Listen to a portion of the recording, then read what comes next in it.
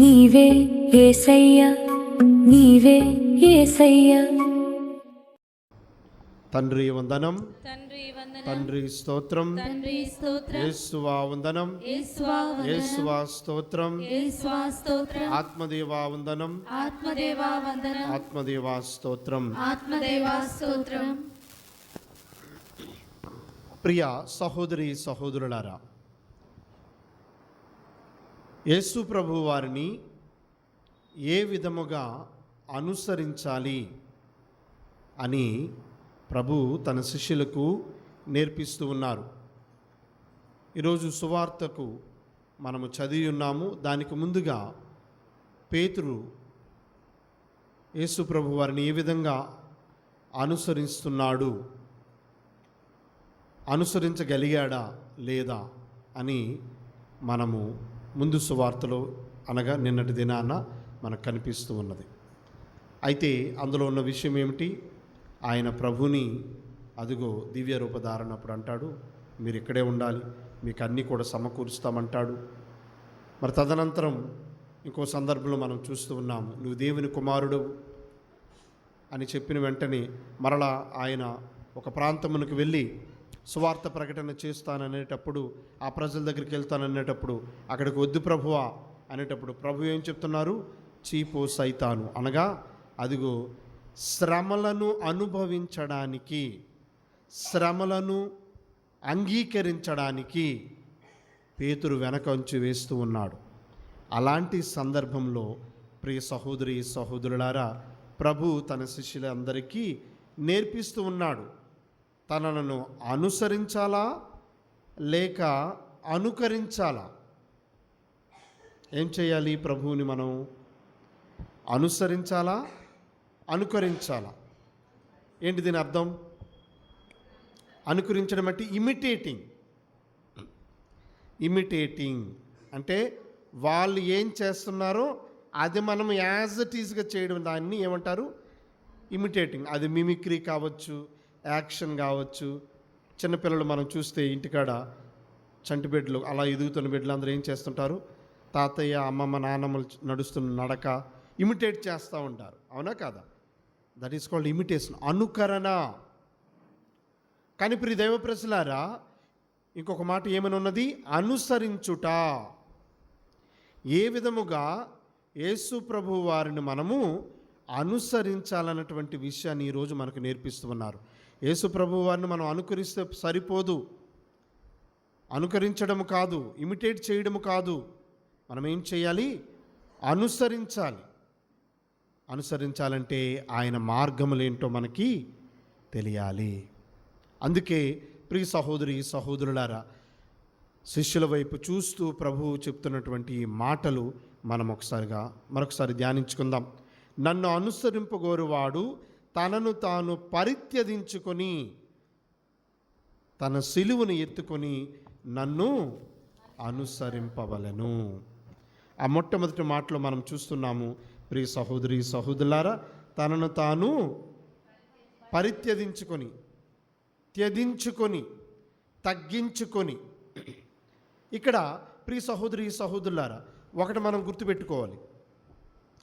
తనను తాను త్యజించుకొని, తగ్గించుకొని అంటే ఒక వ్యక్తిని తనను తాను అవమానపరచుకోవాలా, తనను తక్కువ చేసుకోవాలా? దాని అర్థము ప్రభు వారు చెప్తున్నది కాదు. ప్రభు చెప్తున్న మాట అయితే అది కాదు. నిన్ను నీవు కించపరచుకో, నిన్ను నువ్వేమైపోయినా పర్వాలేదు, అది కాదు చెప్తున్నది ప్రభు. ప్రియ సహోదరి సహోదరులారా, ప్రభు చెప్తున్నటువంటి మాట అక్కడ మనం గమనించినట్లయితే ప్రభు మనకేం చెప్తున్నాడంటే, ప్రియ దేవ ప్రజలారా, నో టు సెల్ఫ్ విల్. నీ సొంతమైనటువంటి నీ వ్యక్తిత్వానికి ప్రాధాన్యతనివ్వకూడదని చెప్తున్నాడు. నీ అహాన్ని తగ్గించమంటున్నాడు. అర్థమైందా పాయింట్? నిన్ను ఏమీ అవమానపరుచుకోమని చెప్పట్లేదు. నిన్ను నీవు తగ్గించుకొని, నీ అహాన్ని తగ్గించుకొని ఎవరిని పెంచమంటున్నాడు ముందుకి? ప్రియదైవ ప్రజలారు, దేవుడే ప్రధానముగా ఉండాలి. తనను తాను తగ్గించుకోవడం అనటంలో ఉన్న అర్థం ఇది. అందుకనే there is one word, English word, dethroning yourself and throne your God on the chair. ప్రియదేవ, ఒక రాజుని అదిగో రాజ్యపాలన చేస్తున్నప్పుడు రాజ్యపాలన దించడం అన్నదాన్ని డీథ్రోనింగ్ అంటారు. సో నిన్ను నీవుగా ఆ యొక్క అధికారంలోనో లేకపోతే నిన్ను నీవు నడిపించుకుంటున్నావనో అన్నటువంటి భావనలోను అహములోను నువ్వు ఉండక నిన్ను నువ్వు తగ్గించుకొని పరిత్యజించుకొని ఎవరిని పెట్టాలి ఆ స్థానంలో? దేవుడిని. నిన్ను నీవు తగ్గించుకొని ప్రభుని అనుసరించడం అన్న మాటలో ఇది ఉన్నటువంటి ఒకటి, నిన్ను నీవు కించపరుచుకోవడం కాదు. రెండవది, నిన్ను నీవు తగ్గించుకొని దేవునికి ప్రధానమైనటువంటి స్థానం ఇచ్చి ఆయనే నీ జీవితమును నడిపిస్తున్నాడని ఒప్పుకొనుట. నిన్ను నీవు తగ్గించుకోవడం అంటే ఇదే. ఇది ప్రభువు చెప్పినటువంటి ఈ మాట ఆయనే పాటించి ప్రియదైవ ప్రజలారా మనలను పాటించమని యేసు ప్రభు వారు కోరుతున్నారు. అదే మనం చూస్తాము ఫిలిప్పీలకు రాసినటువంటి లేఖ 2వ అధ్యాయము 7వ వచనం చూడండి.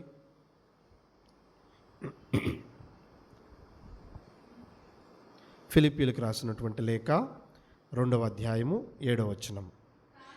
కానీ ఆయన తనను తాను రిక్తిని చేసుకొని తగ్గించుకొని సేవక రూపము దాల్చారు. ఎక్కడి నుంచి ఎక్కడి వరకు వచ్చారు?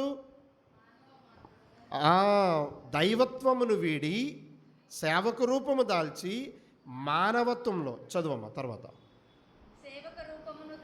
దాల్చి మానవ మాతృడిగా జన్మించెను. ఆయన అన్ని విధముల మానవ మాతృడై ఉండి అంతకంటే వినయము గలవాడై మరణము వరకును సిలువపై మరణము వరకును విధేయుడాయను. గట్టిగా చప్పట్లు కొడదామా? యేసు ప్రభువు ఆయన చూపించిన ఆ మార్గ చూపరితనము ప్రియ సహోదరి సహోదరులారా, ఆయన అనుసరించమన్నటువంటి మాటలో దేవుని చిత్తమును ఆయన అనుసరించాడు. ఆయన అనుసరించగలిగారు కనుక ప్రియ సహోదరి సహోదరులారా, మనలను కూడా ఏం చెప్తున్నారు ప్రభు? మనల్ని తగ్గించుకొని మీరు నన్ను అనుసరించండి. అయితే ప్రియదైవ ప్రజలారా, ఇక్కడ ఉన్నటువంటి ఈ అనుసరించడంలో ఉన్నటువంటి అర్థం మనం తెలుసుకున్నాము. అదిగో మనము తగ్గించుకొని ప్రభు వారిని ముందుకు తీసుకొచ్చి అనుసరించడంలో మనం చూస్తున్నాం ప్రియ సహోదరి సహోదరులారా. ఇదే దానిని పౌలు మహర్షి కూడా చెప్తున్నాడు. గలితలకి రాసినటువంటి లేఖ 2వ అధ్యాయము 20వ వచనం చూడండి. ప్రభును అనుసరించిన వారు ఏ విధముగా ఉంటారు? గలతీలకు రాసినటువంటి లేఖ కనుక ఇక జీవించున్నది నేను కాదు క్రీస్తే నా యందు జీవించుచున్నాడు. నన్ను ప్రేమించి నా కొరకై ప్రాణత్యాగము చేసిన దేవుని పుత్రుని యందలి విశ్వాసము చేతనే ఇప్పుడు నేను శరీరమందలి ఈ జీవితమును గడుపుచున్నాను. ప్రియ సహోదరి సహోదరులారా, గమనించండి, దేవుని అనుసరించడం అనేది ఈ విధముగా ఉంటుంది. ఇక మనలో జీవిస్తున్నది ఎవరు? క్రీస్తే జీవిస్తున్నారన్నటువంటి గొప్పదైనటువంటి సాక్ష్యం పౌలు వలె చెప్పినంత వరకు మనము మన జీవితమును కొనసాగించాలి. అంతవరకు మనం ఏం చేస్తున్నట్లు లెక్క? అనుకరిస్తున్నామా? అనుసరిస్తున్నామా? ఎక్కువ శాతం అనుకరిస్తున్నాం. We're imitating Christ, we're not following Christ. ఇమిటేషన్లో ఏం జరుగుతుంది మీకు ఇంతకుముందు ఒక ఉదాహరణ చెప్పాను. ప్రభు వారు ఏం చెప్పారు శిష్యులకి? మీరు ఒకరి పాదములు ఒకరు కడుక్కొని ఒకరినొకరు ప్రేమించమని చెప్పారా లేదా? సో ఇప్పటికేం చేస్తాము?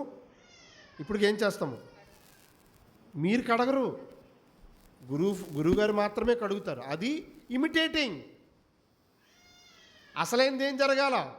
నీ కుటుంబ జీవితంలో ఒక భర్త ఒక భార్య భర్త కాలు కడుగుతూ ముందుకు అనుసరణ అంటే అది మిగతాదంతా కూడా ఇమిటేషనే. అలాగని మనం చేస్తున్న ఈ సాంప్రదాయం తప్పని కాదు. గురువు బాధ్యత గురువు చేస్తారు. మీకు చూపిస్తున్నారు, ఆయన ఈ విధంగా చేశారని చూపిస్తున్నారు గురువు. దాన్ని అనుసరణ చేయవలసిన నిజ జీవితంలో మనము చెయ్యాలి. కాబట్టి పౌలు చెప్పినటువంటి ఈ మాట, ఇకనో జీవించింది నాలో ఇంకెవరు నేను కాదు, క్రీస్తే నాలో జీవిస్తున్నారు. ప్రియ సహోదరి సహోదరులారా, ఇది ఆల్ ఆఫ్ ఎ సడన్గా మనము అయిపోయి లేకపోతే జీవించే విధానం కాదు. ఇది ప్రతిరోజు కూడా మన జీవితంలో ఉంటుంది. దేవుడు ప్రతిరోజు మనకు ఒక రోజు ఇస్తున్నాడనంటే ఆ రోజులోనే దేవుని అనుసరించాలి. ఆ అనుసరించడంలోనే ప్రియ దేవ ప్రజలారా దేవుని యొక్క అనుగ్రహంతో మనం ముందుకు సాగుతాం. అందుకని ఈ అనుసరించడంలో ఉన్నటువంటి తర్వాత మాట ఏమున్నది? తన సిలువని ఎత్తుకొని నన్ను అనుసరించాలి. ఏమి ఎత్తుకోవాలి? సిలువని. సిలువని అంటే ఏంటి?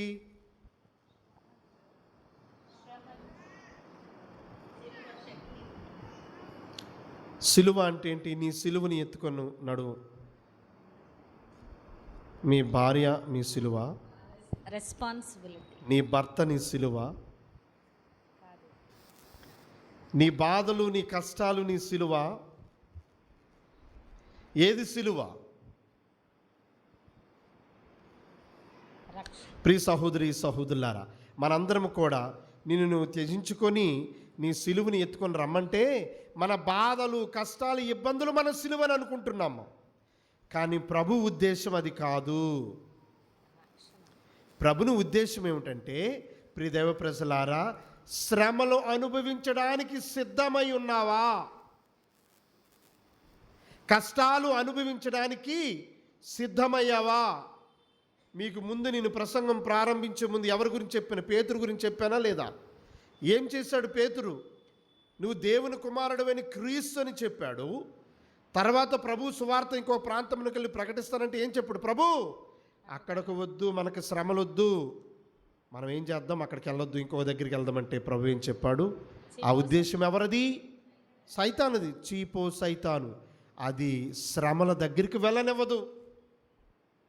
అందుకే ప్రభు వెంటనే పేతురు గారిని ఖండించారు. ఇక్కడ కూడా మనం జ్ఞాపకపరుచుకోవలసిన విషయం అంటే, నీ సిలువ అంటే ప్రియ సహోదరి సహోదరులారా, ఏమి తినదమా ఏమి త్రాగదమా మీరు భయపడవలసిన అవసరం లేదు. ఎందుకంటే సమస్తమును నీకు దేవుడు అంతా కూడా సమకూరుస్తాడని చెప్పాడు కదా. అందుకే మనం భయపడవలసిన అవసరం లేదు, వాటి కోసం చింతించవలసిన అవసరం. మనము భయపడవలసినంత విషయం అంతా కూడా ఏమిటి? శ్రమలు అనుభవించడానికి నువ్వు సిద్ధమా? నీ కష్టాలు అనుభవించడానికి నువ్వు సిద్ధమా? అనుభవించడం వేరే, అవి తర్వాత ఏం జరుగుతుంది అన్నది వేరే. అవునా కాదా? మరొకసారి బాగా గమనించండి. ఆ యొక్క కష్టము ఇబ్బందులు అనుభవించడం ఒక భాగమైతే, అవి తర్వాత ఏమి జరుగుతాయి ప్లస్ ఆ మైనస్ అని తర్వాత విషయం. అది ఎవరు చేస్తారు? అది దేవుడు చేస్తాడు. దేవుడు వాటిని నడిపిస్తాడు. దేవుడు దాన్ని తప్పిస్తాడు, లేదా దాని మీద నీకు విజయం సాధించే శక్తినిస్తాడు. కానీ నీవు సిద్ధమా? దానిని అనుభవించడానికి నీవు సిద్ధమా?